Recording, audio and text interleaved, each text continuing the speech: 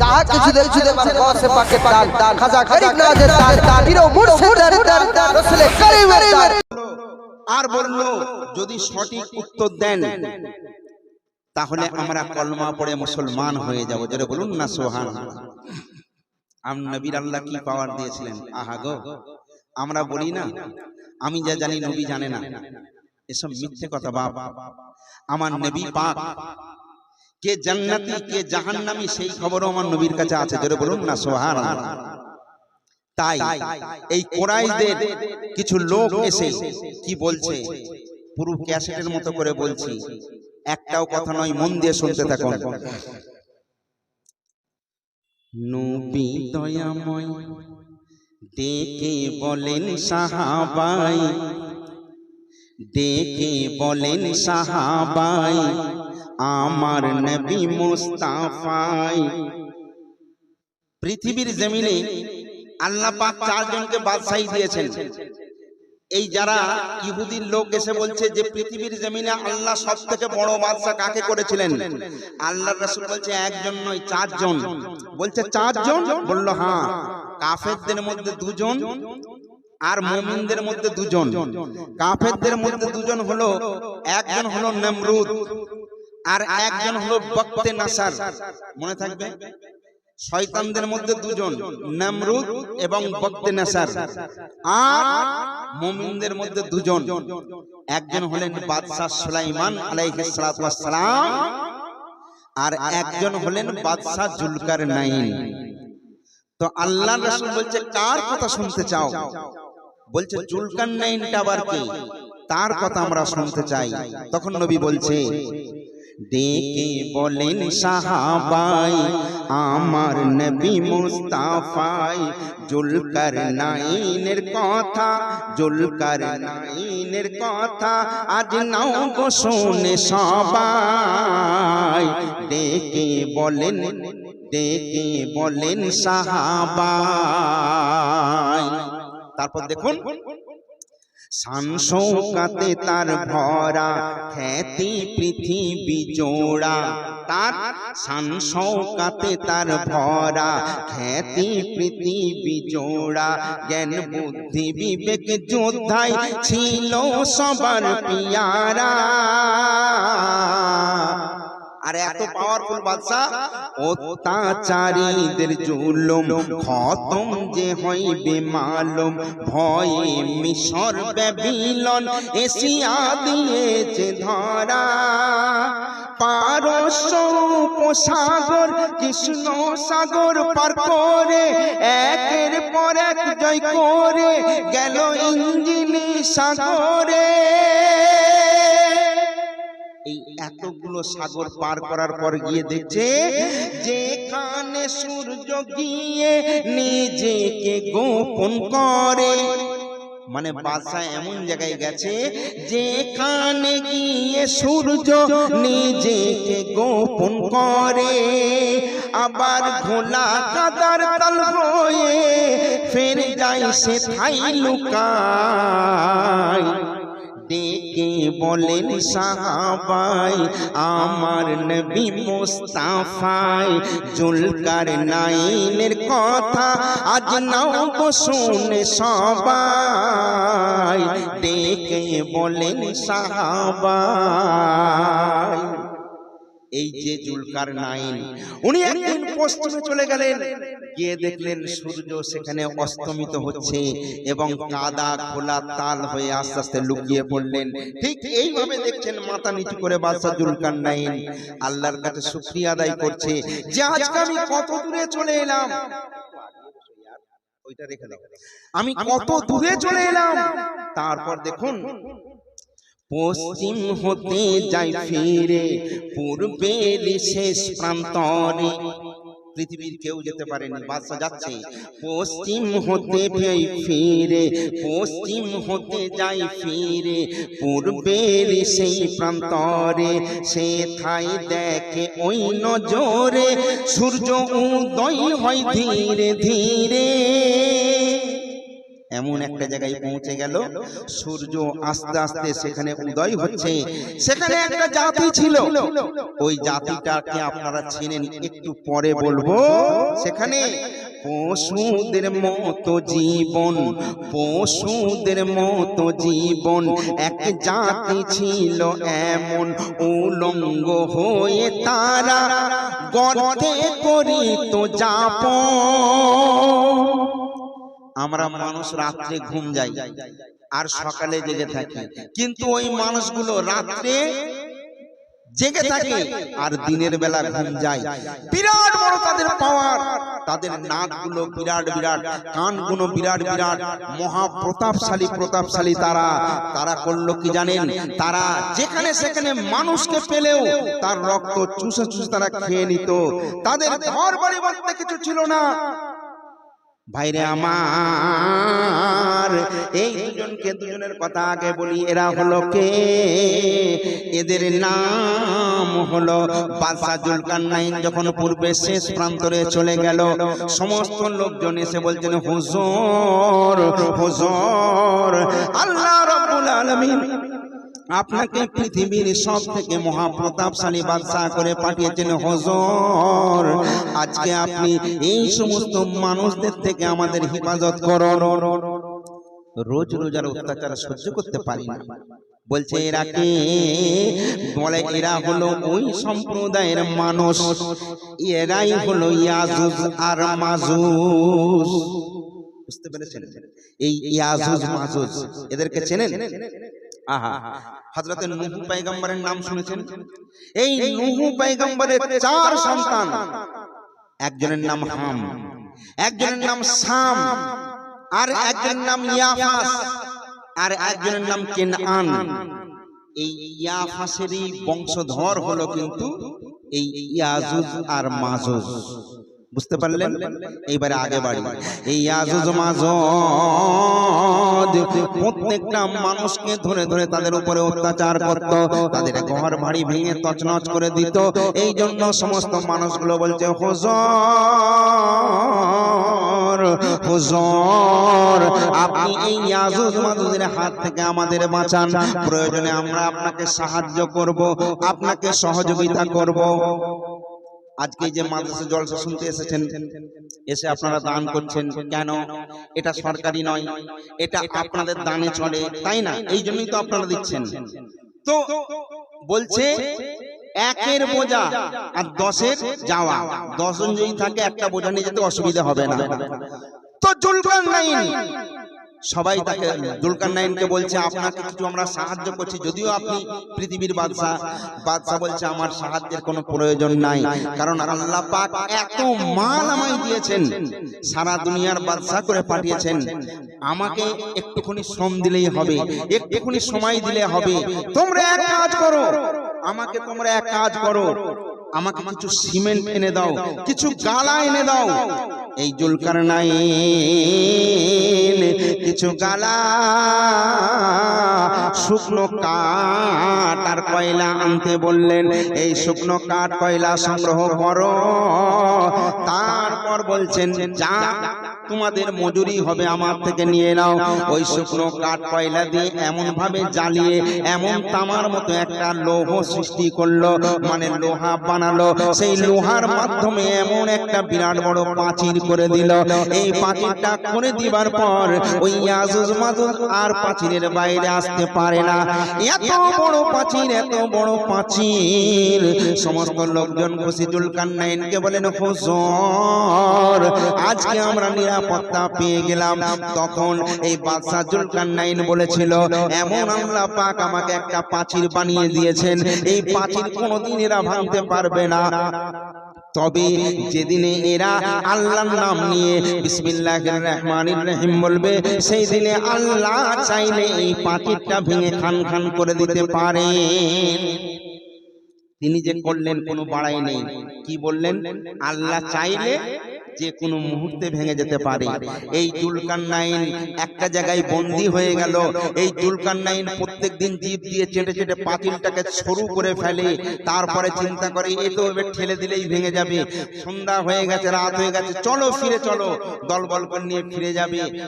আবার পরের দিন এসে দেখবে যেমন খালের পাঁচিল ছিল তেমন হয়ে গেছে। এরা কোনোদিন এই পাঁচিল ভাঙতে পারবে না।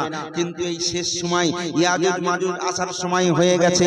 ওরা যখন এসে বলবে বিসমিল্লাহির রহমানির রহিম, আল্লাহকে স্মরণ করে শুরু করছি আল্লাহর নামে বলে যখনই চাঁদতে শুরু করবে, ওই পাঁচিল কিন্তু ভেঙে তারপরে আবার দুনিয়ার মধ্যে এসে অত্যাচার শুরু করে দেবে। বুঝতে পেরেছেন? তো যাই হোক, বাদশা জুলকারনাইন এই পাঁচিল করে দেখারে স্টপ করে দিলেন।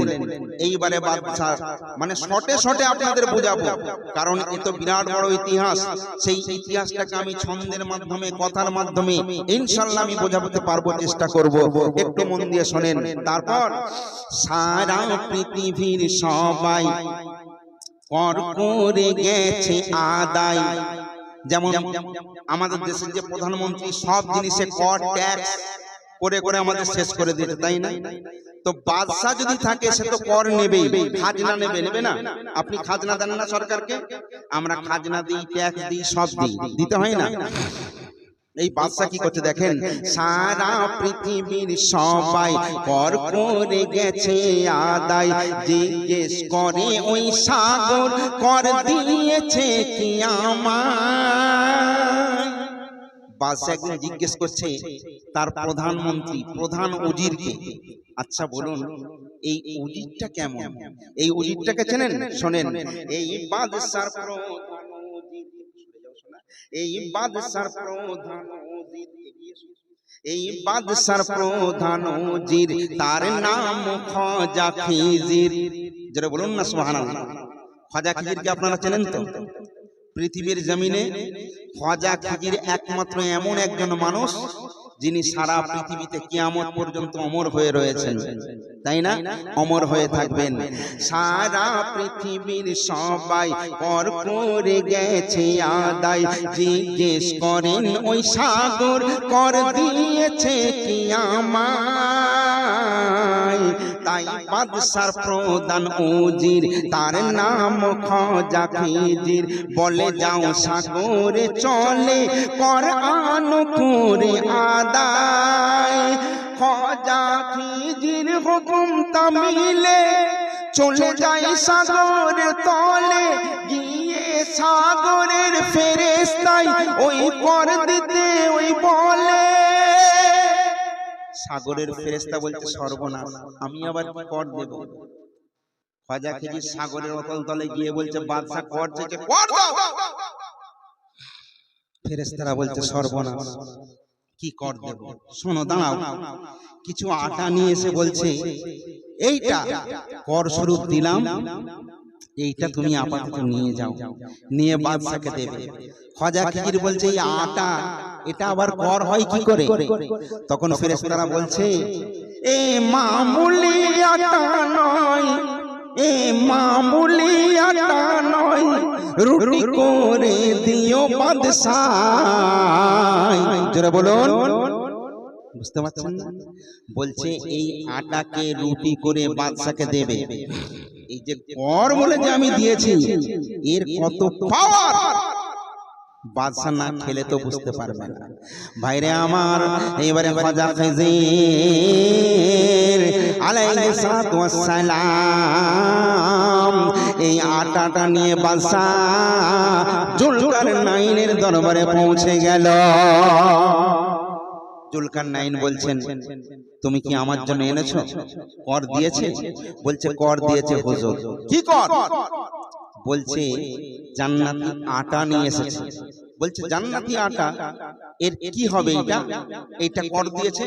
বলছে এটাকে রুটি বানিয়ে আপনাকে খেতে বলেছে, ভালো করে সুন্দর করে ভেজে আপনি খাবেন, এর কি পাওয়ার খাবার পর আপনি বুঝবেন। কোন মানুষকে খারাপ বলার আগে তার সঙ্গে মিশতে হয়, তাই না? কোন জিনিস স্বাদ না বুঝে তার বিপক্ষে মন্তব্য করা যায় না। বাদশা বলতে ঠিক আছে আমার বাবুর্চিকে ডাকো। আচ্ছা তাহলে বুঝলেন এই বাদশার প্রধান উজির হলেন খোজা খিজির। এবারে বাবুর্চিটাকে দেখেন কত বড় বাদশা। এই বাদশার বাবুর্চি দেখেন, বাদশার খানা পিনা তৈরি করে যে জোনা, সে তো বাবুর্চি লুকমান সুন্দর করে সে রান্না। জোরে বলবেন না সুবহানাল্লাহ। এই লুকমানকে আপনারা জানেন, কোরআন শরীফের সূরা লুকমান বলে একটা আয়াত নাযিল হয়েছে। এই লুকমানটা কে? এই লুকমান হলো বাবুর্চি। আর এই বাদশা হুকুম করছে, তাই বাদশা হুকুম করে এই আটা যত্ন করে সুন্দর করে ওই ভেজে একটা রুটি বানাও না। তখন ভাইরে আমার এই বাবুর্চি লুকমান ওই আটাটা যখন বাড়ির মধ্যে নিয়ে গেল, অনেক তেল দিয়ে দিল, তার মধ্যে আটাটা খুমির করে যখন ছেড়ে দিল, অন্য জায়গায় অন্য জনের সঙ্গে একটা কথা বলতে বলতে এক জায়গায় ওই রুটিটা ছুঁয়ে গেছে। চিন্তা করছে বাদশা লুকমান, চিন্তা করছে হায় রে সারা পৃথিবীর বাদশা, তাকে এই চুয়া রুটিটা আমি দেব তো কেমন করে দেব? যদি চুয়া রুটি তাকে দিই নিশ্চয়ই আমার ইজ্জত থাকবে না, হয়তো আমাকে মৃত্যুদণ্ড পর্যন্ত দিতে পারে। আমি এখন করব তো কি করব? তাই ওই লুকমান সঙ্গে সঙ্গে ওই রুটিটা খেয়ে নিলেন। রুটিটা যেহেতু চুঁয়ে গেছে, বাদশাকে দিলে বাদশা হয়তো গর্দান নিয়ে নিতে পারে, তাই লুকমান ওই রুটিটা খেয়ে নিয়েছে আর অন্য আটা দিয়ে একটা রুটি বানিয়ে বাদশাকে দিয়েছেন। বুঝতে পেরেছেন? এইবারে লুকমান চিন্তা করছে দেয়ালে দোকান আছে, যদি কেউ একবার খবরটা লিক হয়ে যায়, যদি কেউ একবার জেনে যায়, তাহলে আমার আর রক্ষে থাকবে না। লুকমান প্রাণের ভয়ে, নিজের প্রাণকে সবাই ভালোবাসে, প্রাণ বাঁচাবার উদ্দেশ্যে ছুটে ছুটে ছুটে ছুটে জঙ্গলের মধ্যে পৌঁছে গেল। জঙ্গলের মধ্যে গভীর রাত হয়ে গেল, রাত কাটিয়ে দিল, ভোর হয়ে গেছে। পাখির পূর্ণ কোহরে লুকমানের ঘুম ভেঙে গেছে। ঘুম ভাঙার পর দেখছে ৮টা-৯টা বেজে গিয়েছে, কিন্তু চিন্তা করলো এত দূরে আমি পৌঁছে গেছি, এখানে বাদশার লোকজন খবর পাবে না। হঠাৎ এই লুকমান দেখতে পাচ্ছে একদল লোক কিছু একজন মড়াকে মাথায় করে নিয়ে আসছে। লোকজনকে জিজ্ঞেস করছে, লুকমান তোমরা কে? বলছে আমরা একটা প্রজাতি অমুক গ্রাম থেকে আসছি। কি ব্যাপার? বলছে এই লোকটাকে সাপে কেটেছে, এই লোকটা মারা গেছে, এই জন্য আমরা নিয়ে যাচ্ছি। লুকমান যে গাছের তলায় বসেছিল, একটা গাছ হা হা হা হা হা হা করে হাসছে, হেসে বলছে এই লুকমান তুমি কি আমায় চেনো? লুকমান চিন্তা করছে আমি তো জানতাম মানুষ কথা বলে, গাছ তো কোনোদিন কথা বলে না। গাছ বলছে এই লুকমান এই ছেলেটা এখনো মরেনি, তুমি আমার পাতা নাও, এই পাতাকে থিতো করে এর রস বের করে এই বাচ্চাটার গালে দাও, এক্ষুনি এই ছেলেটা জিন্দা হয়ে যাবে। লুকমান বলছে তোমাদের লাশটাকে নামাও। নামানো হলো। বলছে একে সাপে কেটেছে কিন্তু এ তো মরে না। বলে বলেন কি? বলে শোনো, ওই পাতাটা নিয়ে একটুখানি মলছে রসটা গালে দিবার পর ছেলেটা চোখ তুলে তাকালো, ছেলেটা ভালো হয়ে গেল। লোকজন সেখান থেকে চলে গেল, গিয়ে তাদের গ্রামে খবর দিয়ে দিল কোথা থেকে একজন ফকির নাকি এসেছে, তার এই কাজে এত আমরা সন্তুষ্ট, একটা পাতাকে ছিটে রস বের করে দিয়েছে, কাজ হয়ে গেছে। একজন দুজন করে এলো, যত লোক আসে, আসার পর যা যা প্রবলেম হয় গাছের দিকে লুকমান তাকায়, আর একটা গাছ হেসে হেসে বলছে হা হা হা হা হা, এই লুকমান তুমি কি আমার কি গুণাগুণ তুমি কি জানো? বলে না। বলে আমার এই গাছের পাতাটা ওই রোগের জন্য ওকে খাইয়ে দাও, ও রোগ থেকে মুক্তি পেয়ে যাবে। জোরে বলুন না সুবহানাল্লাহ। তারপর যত রোগ আছে ধরাই, গাছেরা কথা বলছে, প্রত্যেকটা গাছ লুকমানের সঙ্গে কথা বলছে। কি বলছে? যত গাছ আছে ধরাই, এক একটি গাছ তার দাওয়াই। এটা মানেন? আগে মানতেন। আগে দেখবেন মানুষের পা কেটে গেলে রক্ত বার হচ্ছে, গাছের পাতা এনে এইভাবে লোকড়ে ওই কাটা জায়গায় দিলে পা কাটা ভালো হয়ে যেত, হতো না বাপ? লোক যদি বলে শরীর অতিরিক্ত গরম হয়ে গেছে, কেউ বলে পিপলেস পাতা, বিভিন্ন পাতাকে মেয়েরা মায়েরা, আমার কথাটা বুঝবেন, তাকে ছেঁচে রস বের করে খেলে তার শরীর গরমটা ঠান্ডা হয়ে যায়। হতো না বাপ? এইরকম বহু গাছ গাছরা আগে চলতো না? আগে তো এত ডাক্তার রোজার কাছে কেউ যেত? কেউ যেত না। সব গাছের পাতা দিয়ে, পৃথিবীতে যত গাছ আছে প্রত্যেকটা গাছের আল্লাহ গুণাগুণ দিয়ে পাঠিয়েছেন। কোন গাছ কিন্তু এমনি এমনি আল্লাহ সৃষ্টি করেননি, তাই না? তো দেখুন, যত রোগ আছে ধরাই এক একটি গাছ তার দাওয়ায়, গুণাগুণ বুঝে ওই কেমন লুকমান তা কাজে লাগায়। এটা কি করে হলো? লুকমান তো একজন বাবুর্চি ছিল, কিন্তু হলো তো কি করে হলো? রুটির কি গুণ বলো না। ওই যে সাগরের ফেরেশতা বলেছিল যে বাদশাকে আগে খেতে বলবে, তারপরে কি গুণাগুণ নিজেই বুঝতে পারবে। তাই দেখুন, রুটির কি গুণ বলো না, মাটিকে করে সোনা, সব কিছু হয় তার চেনা, জড়িবুটিরই ওই দাওয়ায়। লুকমান এক চুটকিতে সমস্ত বিমারকে ভালো করে দেয়। আচ্ছা বলুন, এইরকম যদি লোক এই গ্রামে আসে, সেই লোকের কাছে ভিড় হবে না হবে না? আস্তে আস্তে চারিদিক থেকে লোকের লোকারণ্য হয়ে গেল, লোকে ভরে গেল। লুকমান যাকে যা দেয় তার কাজ হয়ে যায়। ভাইরে আমার, এমন ভাবে লুকমানের দাওয়াই চলছে। লুকমান ওই জঙ্গলের মধ্যে আছে, জঙ্গল থেকে আর বার হয় না। কেউ যেন আমায় চিনতে না পারে, বুঝতে না পারে। আচ্ছা বলুন, কোন মানুষ যদি জেলখানায় থাকে 1 মাস 2 মাস 3 মাস হয়ে যাবার পর ওই মানুষটাকে চিনা বড় দায় হয়ে যায়। কারণ লুকমানের সেরকম অবস্থা, বিরাট বড় বড় চুল হয়ে গেছে, দাড়িও বিরাট বড় হয়ে গেছে, গায়ে ভালো পোশাক নেই, ছিঁড়া জামা ছিঁড়া পোশাক, চুল বড় হয়ে গেছে, দাড়ি বড় হয়ে গেছে, অনেকদিন গোসল হয়নি, অনেকদিন সাবান মাখতে পারেনি, তাই পুরো অচেনা হয়ে গেছে। চেনা লোক সেই লুকমানকে চিনতে পারে না। এটাই তো স্বাভাবিক, তাই না? খবর এলো